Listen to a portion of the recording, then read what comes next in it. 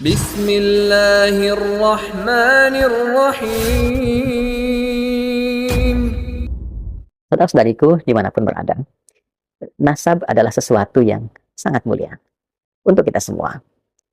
Ketersambungan nasab juga menjadikan perhatian yang tinggi dalam Islam. Untuk itulah pernikahan diatur, supaya tidak ada kekacauan nasab. Untuk itulah zina dilarang, supaya tidak terjadi keguncangan dalam nasab. Nasab begitu mulia. Dan puncak kemuliaan nasab itu adalah penjagaan terhadap nasab itu dalam bentuk kemuliaan akhlak, kemuliaan perilaku, kemuliaan ibadah, sehingga semua itu terjaga dalam kebaikan-kebaikan. Dan dari situlah kemudian Allah memberikan contoh-contoh keteladanan dalam nasab dan proses penjagaannya dalam bentuk perilaku yang baik untuk kita bisa amalkan dalam kehidupan kita. Itulah yang nampak pada pribadi agung Nabi Muhammad SAW.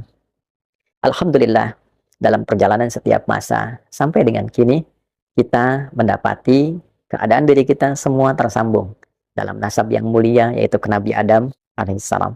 Sebagian dari kita Allah pilihkan. Kita tidak bisa memilih, tapi Allah memilihkan untuk tersambung kepada nasab-nasab mulia. Di antaranya nasab Rasulullah SAW, nasab yang tersambung pada Nabi Agung yang kita cintai semua, Nabi Muhammad SAW. Itu adalah satu anugerah yang sangat besar dan mendorong kita untuk mencintai semua itu, keturunan-keturunan Nabi SAW, ketersambungan nasab yang terjaga itu, dan juga amanah Al-Quran, illal mawaddata fil qurbah. Nabi tidak meminta apapun kepada kita kecuali supaya kita bisa berkasih sayang, memberikan perhatian yang baik terhadap kerabat-kerabat beliau. Dan tentunya kepercayaan yang Allah anugerahkan dalam bentuk nasab ini adalah anugerah yang besar juga untuk menjaganya dalam bentuk keteladanan yang pernah Nabi contohkan, yang juga keteladanan yang patut kita tiru. Bagaimana kita ingin meniru Nabi SAW? Tentu kita berharap dari berbagai macam keturunan yang tersambung itu bisa memberikan duplikat-duplikat yang mendekati, yang menjadi contoh bagi kita untuk mengamalkan dalam kehidupan. Kerendah hatian, kelembutan, kesabaran, ketegasan pada penyimpangan, tapi juga kasih sayang mendalam antar sesama. Muhammad Rasulullah walladzina ma'ahu asyidda'u 'alal kuffar ruhama'u bainahum. Muhammad SAW itu Rasulullah yang paling agung, paling mulia, dan orang-orang yang membersamai beliau. Ma'nya ma'iyah, walladzina ma'ahu. Ma'iyah membersamai, dekat, ya, boleh jadi tersambung nasab ataupun juga tersambung pada keumatannya, ya, yang mencintai beliau. Di antara ciri utamanya adalah tegas pada berbagai macam bentuk penyimpangan dari nilai-nilai keagamaan, tapi dalam saat yang bersamaan rohana ubainahum, saling menyayangi, mencintai sesama muslim, saling menjaga kehormatan sama insan beriman, saling mendamaikan. Dan cukuplah dengan iman saja kita berdamai demi melahirkan ketenangan, kenyamanan, dan kemuliaan. Quran surah ke-49 di ayat ke-10, innamal mu'minuna ikhwatun faslihu baina akhawaykum. Sungguh setiap insan beriman itu bersaudara.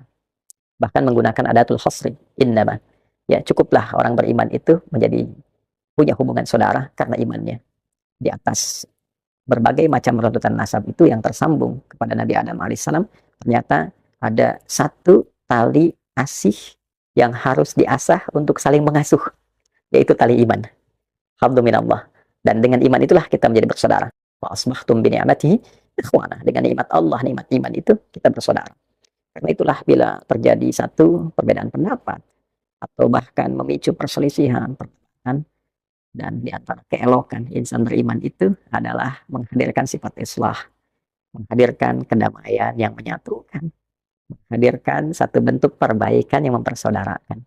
Untuk itu, dari mungkin tadi sharing, saya tidak bermaksud juga mengajari, karena sadar diri ilmunya masih sedikit, ya, dan juga sadar diri bahwa kondisi kami secara pribadi mungkin berasal dari keluarga yang biasa saja, juga tidak terlampau istimewa, tapi kedalaman cinta terhadap Al-Quran mendorong kita semua untuk mencoba menampilkan sisi keimanan kita. Di sini saya ingin menghimbau kepada seluruh kalangan tanpa kecuali untuk menghentikan seluruh bentuk perdebatan, sifat-sifat yang mengarahkan kepada perpecahan, yang dipicu oleh polemik-polemik tentang nasab dan sebagainya. Saya kira cukup selesai. Alangkah lebih baik dihentikan saja karena kita semua adalah mulia. Kita satu bangsa, satu negara, satu ikatan iman. Akan lebih baik bila seluruh problem itu kita tepikan, selesai, dan menghadirkan islah. Saya sangat mencintai dan Masya Allah negeri ini dibangun dan juga dirangkai dengan rangkaian yang sangat indah. Di antara saham terbesar untuk merangkai negeri ini adalah saham keimanan kita kepada Allah Subhanahu wa Ta'ala. Di dalamnya banyak sekali nasab-nasab tersambung pada Rasulullah Sallallahu Alaihi Wasallam yang memberikan kontribusi besar akan terlahirnya negara kesatuan Republik Indonesia, baik di masa perjuangan, penyusunan bagian-bagian yang bentuk NKRI, lambang negara, dan yang lainnya. Bahkan embrio awal berdirinya Indonesia itu juga ya yang menyatukan kerajaan-kerajaan di Nusantara, yang memberikan pendalaman-pendalaman, pengajaran-pengajaran tentang bagaimana implementasi ketauhidan dalam membela negara, revolusi jihad dan sebagainya. Itu seluruhnya teman-teman sekalian tanpa kecuali mengacu pada ulama-ulama kita dan juga mereka diantaranya tersambung nasabnya pada Rasulullah Sallallahu Alaihi Wasallam. Apakah dari jalurnya Ba'alawi, apakah dari jalurnya Wali Songo, seluruhnya memiliki kemuliaan yang kita cintai dari manapun. Saya mengajak akan lebih baik perdebatan itu ditepikan. Mungkin Allah menginginkan dan menghendaki itu semua terjadi supaya kita saling mengenal siapa yang selama ini nggak pernah kelihatan.